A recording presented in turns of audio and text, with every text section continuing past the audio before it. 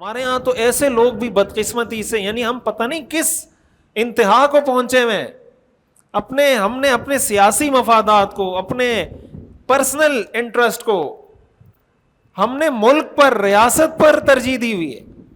ہمارے یہاں ایک نعرہ لگایا جاتا تھا نا، ہمیں منزل نہیں رہنما چاہیے. کراچی میں تو ایک طویل زمانے تک یہ نعرہ لگتا رہا ہے نا، ہمیں منزل نہیں رہنما چاہیے. بھائی قوموں کو منزل چاہیے ہوتی ہے، اس منزل کے لیے رہنما کو قربان کیا جاتا ہے. اللہ کے رسول کے جو دانت شہید ہوئے تھے، کیوں شہید ہوئے تھے؟ منزل کے لیے شہید ہوئے تھے. اللہ کے رسول کے سر میں جو زخم آیا تھا، کس لیے آیا تھا؟ منزل کے لیے آیا تھا. تو اللہ کے رسول سے بڑا کوئی رہنما ہو سکتا ہے؟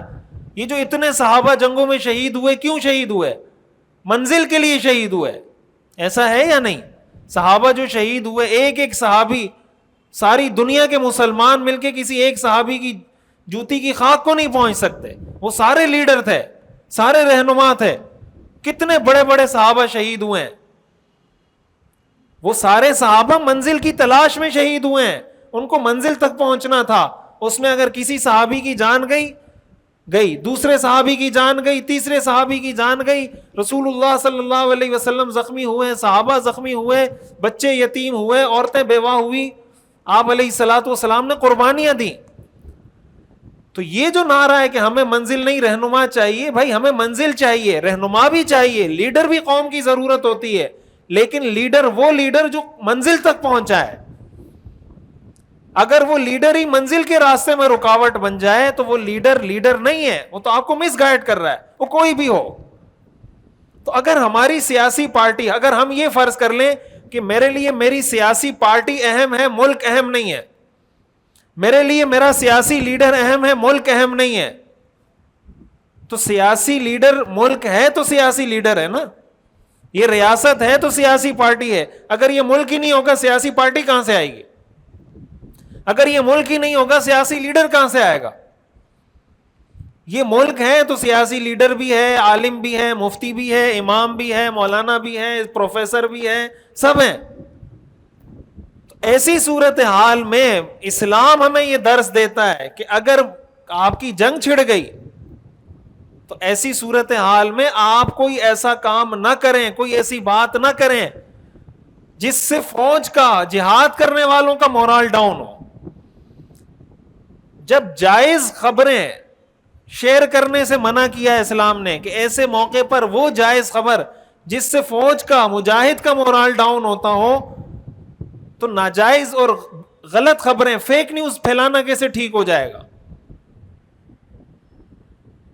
اس لیے قرآن کریم میں جو ہم کہتے ہیں نا کہ اسلام مکمل ضابطہ حیات ہے، مکمل ضابطہ حیات ہونے کا یہی مطلب ہے. اسلام ہمیں جینے کا سلیقہ سکھاتا ہے، جینے کا ڈھنگ سکھاتا ہے. یہ دنیا میں کہیں نہیں ہوتا جو ہم کر رہے ہوتے ہیں.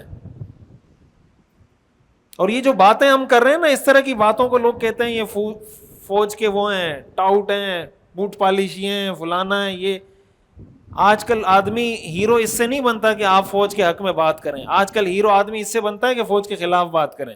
ویورشپ اس سے ملتی ہے. کیا خیال ہے؟ ویورشپ اس سے ملتی ہے کہ آپ فوج کے خلاف بولیں، آپ ہیرو بن جائیں گے. یہ ہیرو ہے، دیکھیں مجاہد ہے، کیسے حق بات کر رہا ہے.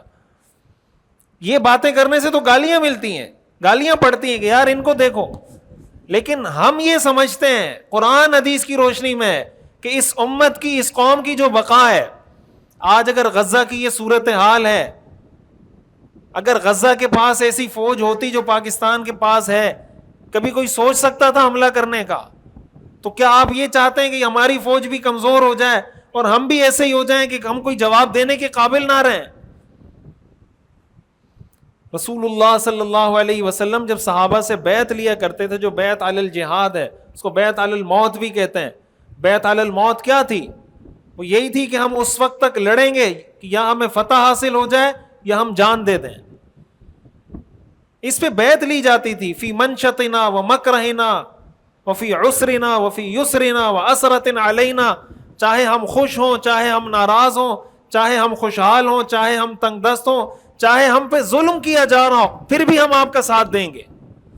بعد میں دیکھیں گے اگر کوئی ظلم ہو رہا ہے، ہمارے حقوق مارے جا رہے ہیں، وہ ہم بعد میں پوچھیں گے، لیکن جنگ کی حالت میں ایسی باتیں نہیں کی جاتی. تو اپنے بچوں کو، اپنے نوجوانوں کو یہ بات سمجھنی چاہیے کہ ہماری ذمہ داری ایسے موقع پہ کیا ہے. ایسے موقع پر ہماری یہی ذمہ داری.